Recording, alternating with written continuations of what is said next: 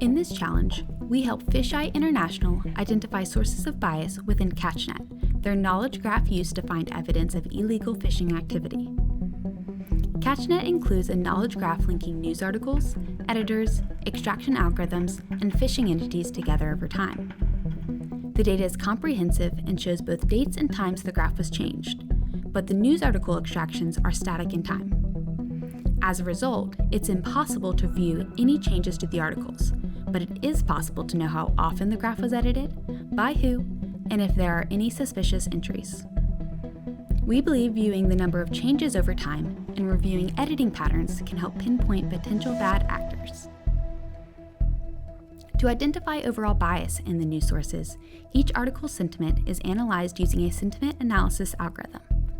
All news sources show overwhelmingly positive sentiment for nearly all entities and tends to not change over time, while South Seafood Express is surprisingly absent within the articles.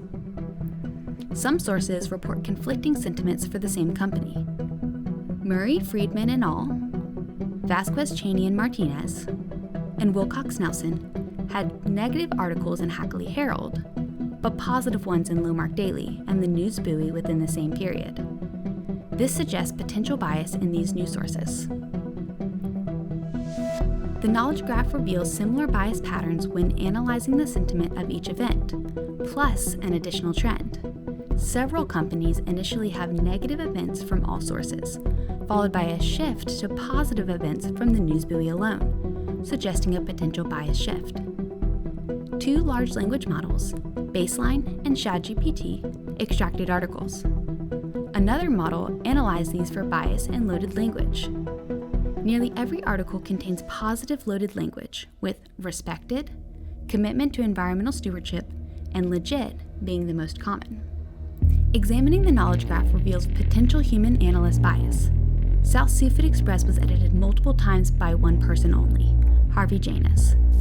All other companies had multiple editors. Harvey is our prime suspect for improving South Seafood Express's image. The graph appears to associate South Seafood Express with Jones Group, one of few entities with negative article sentiment.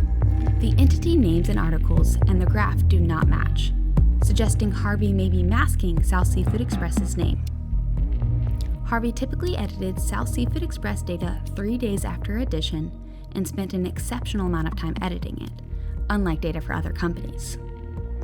Each graph edge for South Seafood Express has positive connotations like applauded or sustainable fishing. When looking at the associated Jones Group news articles, they are clearly negative and concerned with overfishing patterns. Compared to other negatively referenced companies, South Seafood Express's positive edges are an outlier. Although our analysis of CatchNet's data has highlighted substantial biases and potential manipulation in news articles, further scrutiny is necessary to uncover more subtle biases and inconsistencies. By implementing advanced analytical techniques and continuous monitoring, Fisheye International can better identify and mitigate bias in future news sources, ensuring more accurate and reliable detection of illegal fishing activities.